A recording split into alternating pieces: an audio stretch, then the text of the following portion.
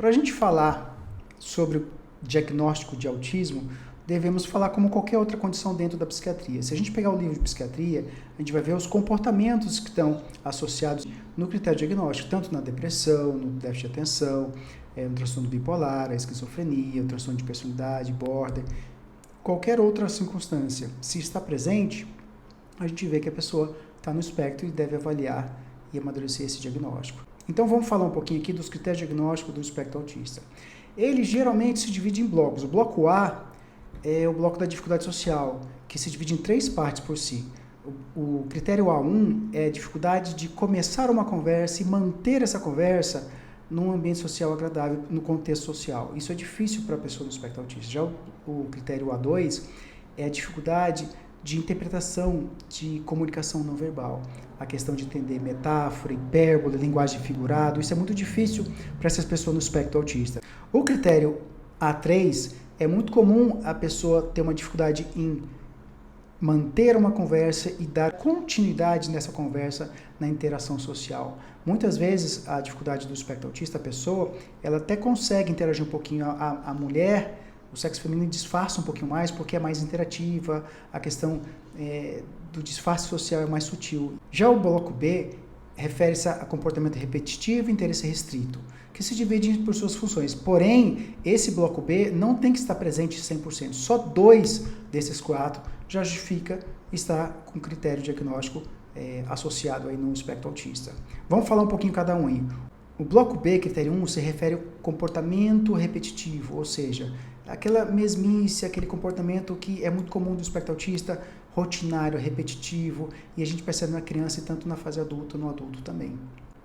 Já o critério 2 do bloco B vem falando sobre insistência na mesma coisa, aquela rigidez cognitiva é mais comum em menina, aquela cabeça dura que a gente fala, isso é muito comum também a gente ver. No critério 3 do bloco 2, se refere na questão de interesses em objetos incomuns, autoapego por coisas que não são rotinariamente comuns no dia a dia, isso é muito comum. O critério 4 do bloco B se refere ao transtorno do processamento sensorial, ou seja, hiper ou hiporreatividade do processamento sensorial, tanto no olfato, no paladar, no sensorial, na etiqueta, na visão. Isso é muito importante também. A gente sabe hoje que 75% a 90% das pessoas no transtorno do espectro autista está presente esse critério, o B4.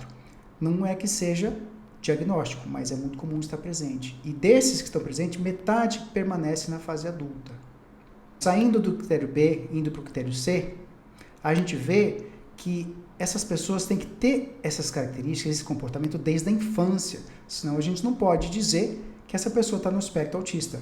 Eu tive um caso interessante que a criança veio para a gente com 2 anos e meio, não interagia, não falava, não tinha contato visual, e a gente fechou um diagnóstico.